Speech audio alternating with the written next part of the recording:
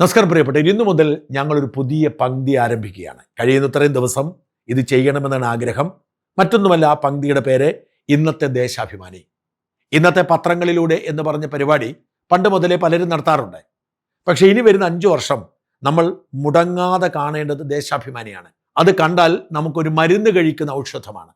നമ്മുടെ വിഷമമൊക്കെ മാറും, നമുക്ക് ചിരിക്കാൻ കഴിയും. മറുനാടിൻ്റെ പ്രേക്ഷകരെ ചിരിപ്പിക്കണമെന്ന് ആഗ്രഹമുള്ളതുകൊണ്ട് എല്ലാ ദിവസത്തെയും ദേശാഭിമാനി ആദരവോടെ സ്നേഹത്തോടെ നിങ്ങളുടെ മുമ്പിൽ അവതരിപ്പിക്കുന്ന പുതിയ പരിപാടിയിലേക്ക് സ്വാഗതം.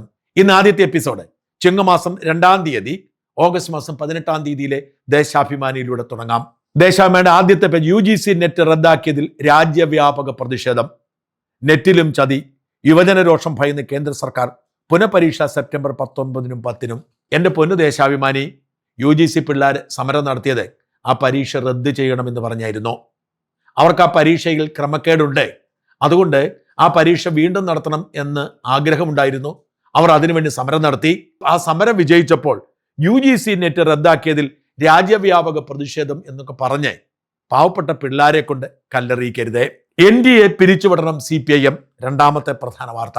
അതെ, CPIM പറഞ്ഞാൽ മോദി ചെയ്യാതിരിക്കില്ല. കാരണം കോൺഗ്രസ് പാർട്ടിക്ക് പോലും ഇല്ലാത്ത ആർജവം CPM-നുണ്ട്. കഴിഞ്ഞ ദിവസം ഒരു പുതിയ നിയമം പാർലമെന്റിൽ പാസാക്കി.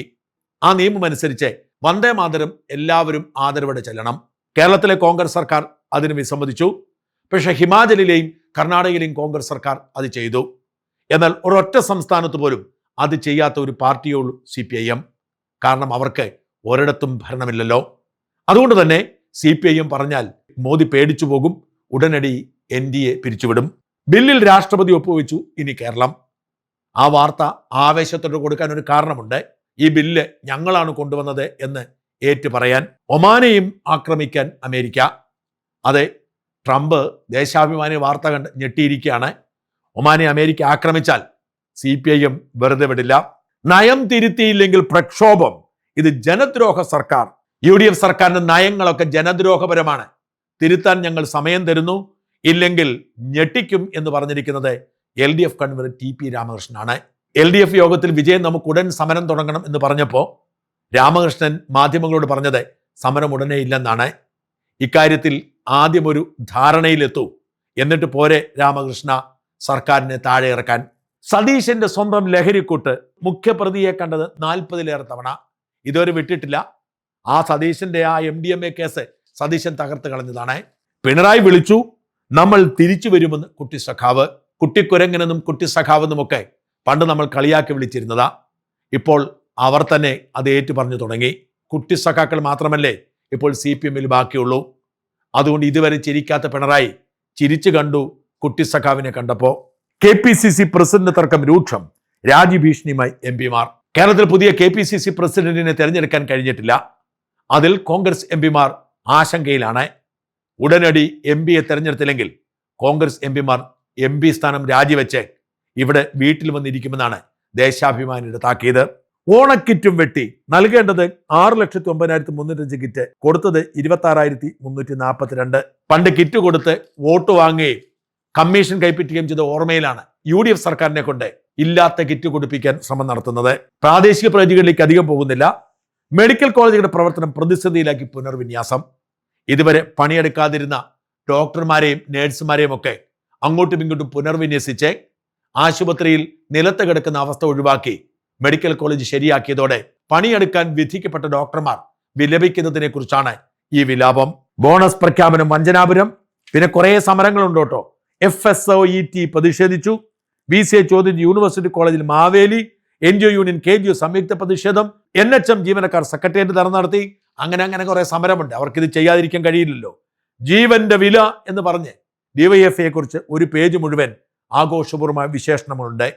പൊതിച്ചോറ് നിന്നുപോയതിന്റെ വേദന തീർക്കുന്നതാണ്. ഞങ്ങൾക്ക് സഹായം എവിടെ? പിടിപ്പുകേടിന്റെ പ്രളയം. താങ്ങില്ലാതെ പറ്റില്ല.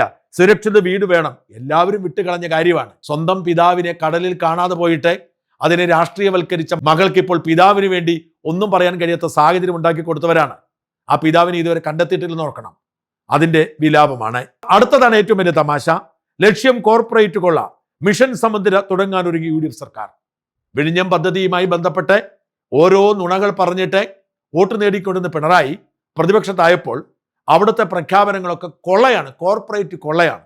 ഇതുവരെ അദാനി സ്വന്തമായിരുന്നു, ഇപ്പോൾ അദാനി സതീശനെയാണല്ലോ. അതുകൊണ്ട് ഇനി വിഴിഞ്ഞം പദ്ധതി കോർപ്പറേറ്റ് കൊള്ളയായി തുടർന്നും വ്യാഖ്യാനിക്കപ്പെടുന്നു. ഉമ്മൻചാണ്ടി പദ്ധതി കൊണ്ടുവന്നപ്പോൾ അത് കടൽ കൊള്ളയായിരുന്നു. അത് കഴിഞ്ഞ് 10 കൊല്ലം ഭരിച്ചപ്പോൾ അത് വലിയ നിക്ഷേപവും പിണറായിയുടെ മാത്രം നേട്ടവുമായി. ഇപ്പോൾ സതീശൻ വന്നതോടെ അത് കോർപ്പറേറ്റ് കൊള്ളയായി. കൊള്ളാം സഖാക്കളെ, അടിപൊളി രൂപാന്തരീകരണം. BJP-യിൽ അഴിച്ചുപണി. അബ്ദുള്ളക്കുട്ടി പുറത്ത്. അബ്ദുള്ളക്കുട്ടി പുറത്തായതിന്റെ വേദനയുണ്ടല്ലോ, ദേശാഭിമാനിക്ക് സഹിക്കാനേ പറ്റുന്നില്ല. ഫണ്ട് കുംഭകോണം ചർച്ച ചെയ്യണം. BJP വെല്ലുവിളിച്ച് NDA കക്ഷികൾ. ഏതാ? കേരളത്തിലെ NDA ആണ് കേട്ടോ. ഏതാണ് കേരളത്തിലെ NDA കക്ഷികൾ എന്ന് മാത്രം ചോദിക്കരുത്. നമുക്കറിയാവുന്ന ഒന്ന് BDJS എന്ന് പറയുന്ന വെള്ളാപ്പള്ളിയുടെ സ്വന്തം പാർട്ടിയാണ്. അത് പിണറായിയുടെയും സ്വന്തമായതുകൊണ്ടാവാം ഇത്ര വികാരം. അല്ലാതെ കേരളത്തിൽ BJP അല്ലാതെ എന്തോന്ന് NDA. PSC അട്ടിമറിക്കാൻ ഗവർണറെ മുന്നിൽ നിർത്തി സർക്കാർ. UDF BJP ഡീലിന്റെ ഭാഗം. കഴിഞ്ഞ 10 വർഷം PSC നടത്തിയ കൊള്ള, സ്വജനപക്ഷപാതം, അഴിമതി, അതിനെതിരെ അന്വേഷണം നടന്നപ്പോൾ PSC അട്ടിമറിക്കുന്നു എന്ന വിലാപം. സമസ്ത ജനറൽ സെക്രട്ടറി ചൊല്ലി കലഹം. മുഷാവറയിൽ തീരുമാനമായില്ല. സമസ്തയ്ക്കിട്ടും കൊടുത്തിട്ടുണ്ടൊരു പണി, അല്ലെങ്കിൽ പൂർത്തിയാവില്ലല്ലോ CPM-ന്റെ വിലാപകാവ്യം. കോടികളുടെ ലഹരിയുമായി ദമ്പതികളടക്കം 4 പേർ പിടിയിൽ. അടുത്ത ഒരു മര്യാദയ്ക്കുള്ള വാർത്തയാണ്. CPM ഭരണം മാറിയത് ഈ ദമ്പതികൾ അറിയാത്തത് കൊണ്ടാണെന്നുകൂടി ദേശാഭിമാനി എഴുതിയിരുന്നെങ്കിൽ.